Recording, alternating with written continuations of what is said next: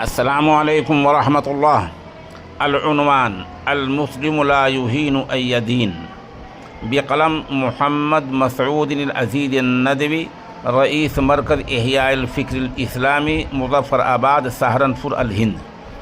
مفتی مسعود عزیز الندوی ماشاء اللہ هو مؤلف کتب کثیرہ ویدیر مؤسسة تشتمل على العلوم الدینیہ والعصریہ، حیث هو عالم بصیر ومطلع على احوال ما حوله ومنذ سنوات طویلة وهو يكتب ويقرأ ويخطب۔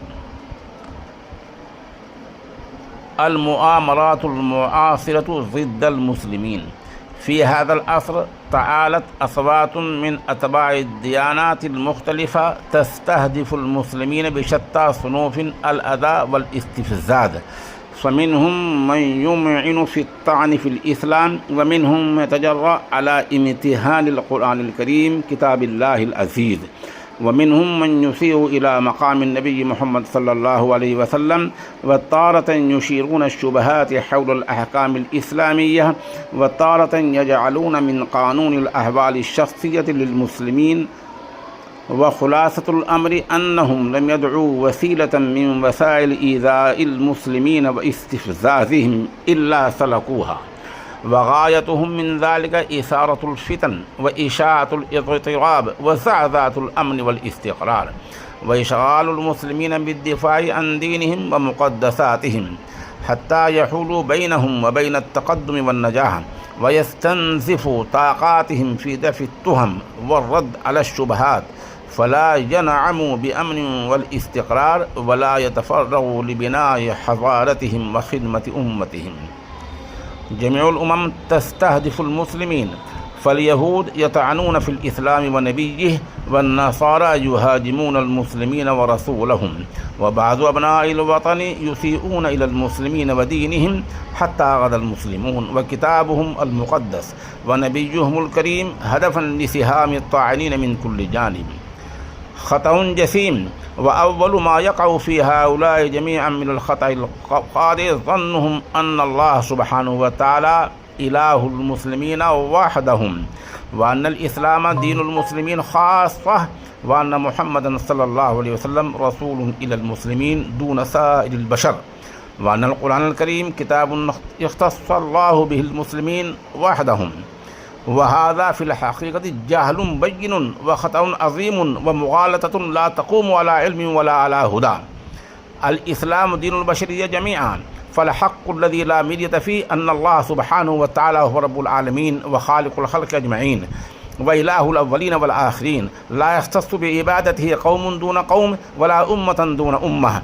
وكذلك الإسلام ليس دين أمة بعينها، وإنما هو دين الإنسانية جمعان، ارتضاه الله لعباده كافة، وجعل خاتم أنبيائه محمد صلى الله عليه وسلم رسولا إلى الناس جميعا، عربهم وعجمهم، أبيضهم وأسودهم، غنيهم وفقيرهم إلى قيام الساعة.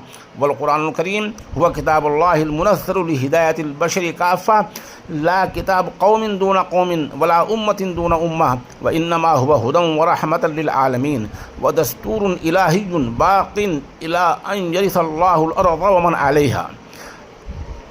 نسخ الشرائع السابقة.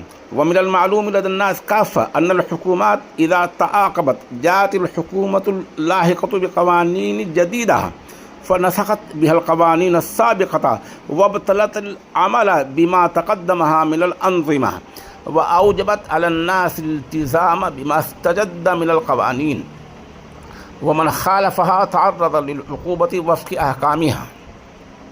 وكذلك الشأن في الرسالات السماوية، فإن الله تعالى كان يبعث الأنبياء في عصور متعاقبة، ينزل كل نبي شريعة تناسب حال قومه وزمانه، وكان الواجب على أهل كل عصر الإيمان بنبي زمانهم والعمل بالشريعة التي جاء بها.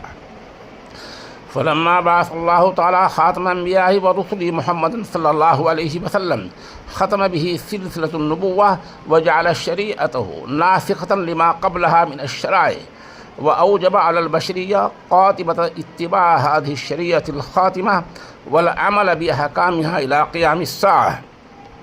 فمحمد صلى الله عليه وسلم رسول الله إلى العرب والعجم وإلى أهل المشرق والمغرب وإلى سكان آسيا وأوروبا وأفريقيا وأمريكا واستراليا بل إلى الإنسانية كلها. لا يختص برسالته شعب دون شعب ولا أمة دون أمة. والقرآن الكريم هو آخر كتب الله المنزلة وقد نسخ الله به ما تقدمه من الشرائع وأصبح الواجب على الناس كافة اتباع شريعة خاتم الأنبياء والعمل بأحكام القرآن العظيم. بقية المقال ستقدم إن شاء الله تعالى غدا.